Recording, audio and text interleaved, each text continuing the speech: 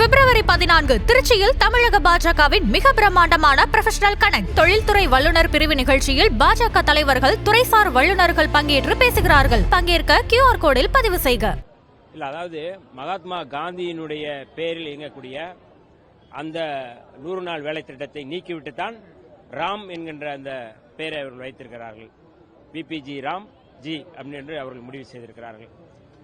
ஏற்கனவே காந்தியினுடைய கோட்பாட்டுக்கு எதிராக மதச்சார்பின்மைக்கு எதிராக இயங்கக்கூடிய கட்சி RSS அரசியலமைப்பு தான் பாஜக. ஆக இப்படிப்பட்ட ஒரு சூழலில் தான் இன்றைக்கு அவர்கள் கோட்சேவினுடைய அரசியலை அல்லது சாவர்கருடைய அரசியலை, சாவர்கர் முன்னெடுக்கக்கூடிய அந்த மதச்சார்புள்ள அரசுக்கு, இந்து ராஷ்டிரத்துக்கு, இந்துஸ்தானுக்கு ஆதரவாக அவர்கள் செயல்படுகிறார்கள். நாங்கள் அதற்கு எதிராக இருக்கிறோம். ஆகவேதான் சொன்னோம், சாவர்கர் முன்வைக்கின்ற அந்த இந்து ராஷ்டிரத்துக்கு எதிராக புரட்சியாளர் அம்பேத்கர் யாத்து கொடுத்த அந்த அரசியலமைப்பு சட்டம் தான் இன்றைக்கு பாதுகாப்பு வழங்குகிறது. ஆகவே புரட்சியாளர் அம்பேத்கர் வாரிசுகளுக்கும் சாவர்கருடைய வாரிசுகளுக்கும் தான் 2026 தேர்தல் என்பது யுத்தம் என்று நாங்கள் அப்படி சொல்லுகின்றோம். இல்ல நீங்க 22ஆம் தேதிக்கு அப்புறம் பேச்சுவார்த்தைக்கு திமுக அழைப்பு கொடுத்திருக்காங்க.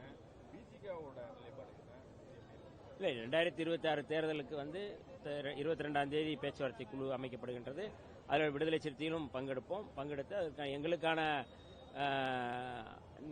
அளவு என்ன, தொகுதி அளவு என்ன, எங்களுக்கான வலிமையின் அடிப்படையில் எங்களுடைய தலைவர் அவர்கள் கேட்பார்கள். கட்டாயம் கூடுதல் தொகுதியை நாங்கள் கேட்டு பெறுவோம் என்பதில் எந்த மாற்று கருத்தும் இல்லை.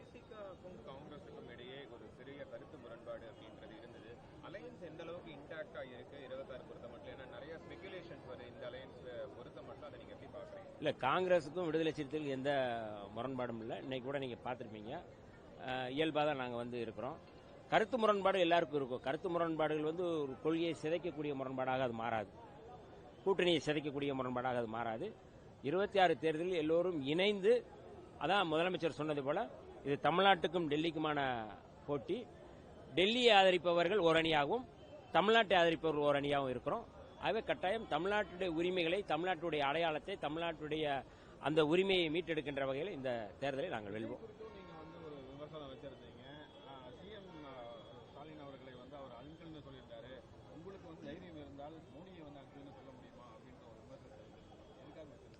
இல்ல, அதாவது பாஜக தான் என்னுடைய கொள்கை எதிரின்னு சொன்னார். நான் விஜய் அவர்களுக்கு வைக்கக்கூடிய கேள்வி, பாஜகவினுடைய எந்த கொள்கைக்கு எதிராக நீங்க போராட்டம் நடத்திருக்கீங்க? இப்ப அறிவிச்சிருக்கிற இந்த பட்ஜெட்டில் 16வது நிதி கமிஷனில் தமிழ்நாடு புறக்கணிக்கப்பட்டிருக்கிறது. தமிழ்நாடு புறக்கணிக்கப்பட்டிருக்குன்னா திமுகவை புறக்கணிக்கல, விடுதலை சிறுத்தைகளை புறக்கணிக்கல, ஒட்டுமொத்தமாக தமிழ்நாட்டு மக்களை புறக்கணித்திருக்கிறார்கள். இதற்கு எதிராக நீங்க ஏன் பேசல? இதற்கு எதிராக நீங்க மோடி அங்கிள் ஏன் கூப்பிட முடியல?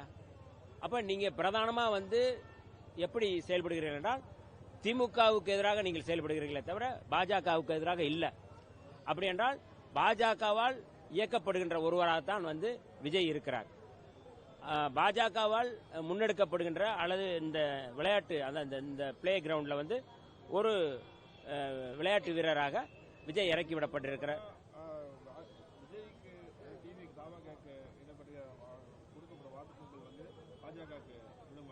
இல்ல, வாக்குகளை பிரிப்பதற்காக மட்டும், ஸ்பாய்லராக மட்டும்தான் அவர் இறக்கிவிடப்பட்டிருக்கிறார்.